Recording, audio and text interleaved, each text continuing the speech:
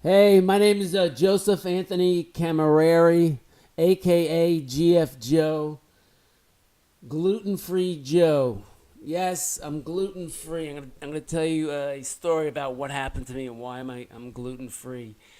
You know, it's been about 20 years since I'm gluten intolerant.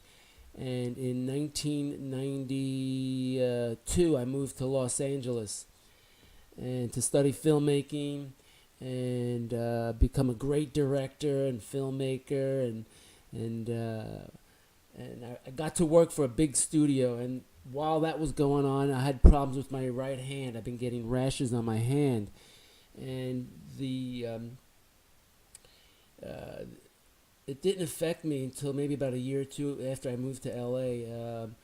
I started working at this new job after the studio I worked for was sold, and I got a severance package. And I went to this new job working for an animation company.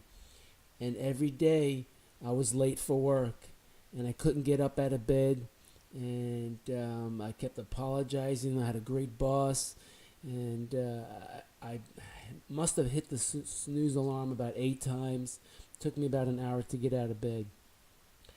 So I had some friends that were all natural people, you know, all fully organic, and they had a great diet, and they gave me this book, and the book in this one specific chapter talked about gluten intolerance, and it listed all the exact symptoms I had, and and it said to make sure that you have a gluten intolerance, you need to be on uh, a diet to figure out which is exactly the cause of you being fatigued, having lethargic, having headaches. I had dried nose bleeds. I had a left ear operation. I had a cyst removed from my left ear, and I had to go on a deduction diet. And in the film business, I don't have a lot of time to diet. The diet, the deduction diet was to watch what you eat every day for the next 4 to 8 weeks, and I don't have 4 to 8 weeks, so I kind of narrowed it down after about a week. I says, all right, let me just try wheat and sugar, and after a few days, wheat unfortunately won out. I took the wheat out, and about 5 days later, um, I felt so much better. It was like night and day, and that was a big revelation for me. And I remember that day. It's like, wow, I can think clearly. I'm more energetic, and I couldn't. I could. You know, telling the story, going through the story really brings back bad memories.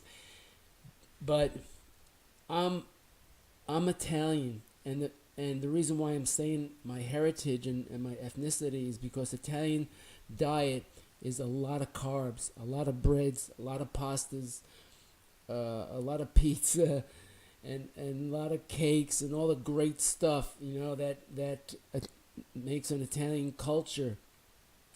And on that day, all that went out the window. I couldn't have pizza. I couldn't have pasta. And I couldn't have, lasagna. I couldn't have any of that. And that was in 1995, I guess 95. And then I had to double check. I had two of the best doctors in LA, and they couldn't confirm it one way or another. Infectious disease doctors. I was I was astounded that these guys couldn't figure it out, and I found it out on my own. So anyway, I had to remove gluten all the way out of my body, and it was like night and day. So I went on a gluten-free diet, not by choice, but not to get sick and have a healthy life. And so there was no more El Pollo Loco, a burrito, anything like that. Fast food was out the window. I basically cooked for myself. and I studied a lot about what is gluten and what foods that I can have and what foods I cannot have, and what the foods that I learned that I know I could have are usually fruits and vegetables. Those are naturally gluten free. And then meats, chicken, fish, turkey, I can have. Those are naturally gluten free if they're cooked by themselves. Now, the problem with restaurants and prepared foods, there's condiments and flavors that are added, and in those flavors and condiments and all that stuff in that is a lot of gluten that I cannot have. So that led me to, of course, since my whole family were cooks, my grandmother, my mother, my father, my brother, my sister, I kind of knew the basics of cooking, and I made my own dinner and lunch and breakfast every day.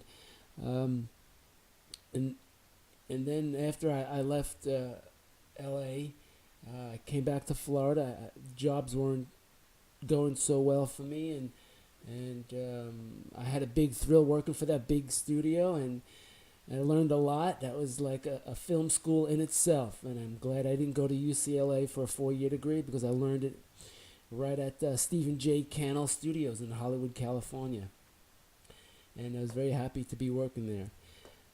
So after in 2000, I decided to move back to Florida because my parents weren't doing so well, and there wasn't much going on for me, and maybe I could do something. Cut to 2009, after my parents died, I created Gluten Free Bakery, and I decided I'm going to go into the bakery business, and I created all my own products, and that was in 2006, 2009, and now it's 2018, and I'm in 2 stores right now, and I don't have big machinery yet. I'm looking forward to getting that so I can go national and get a big distributor to help me scale my brand to where I want it to be. And I have these great, awesome sesame seed sticks. I'm the only one in the whole United States and the world that has gluten-free sesame seed sticks. And those are one of my favorite treats that I used to snack on in Los Angeles, sesame seed sticks, but the regular ones with gluten. And now, now 20 years later, I joke about it, but going through that time, it wasn't a joke. There was no gluten-free food for me. I couldn't go to the store and have a gluten-free cereal. There wasn't anything. There's this one product that tastes like cardboard, and everything was all cardboard. It was just hamburgers, chicken, and vegetables for me, basically. And then I started finding out that corn was naturally gluten-free. So I decided to have a corn pasta, and I started making some pasta for myself, and things started to move forward. I got some little successes in that, and now that's where I'm at today. I'm trying to definitely go full force into the gluten-free bakery and scaling it up and being a wholesale national brand. And I really appreciate you guys taking the time to watch my story video. Have a great day, and we'll see you later. Bye.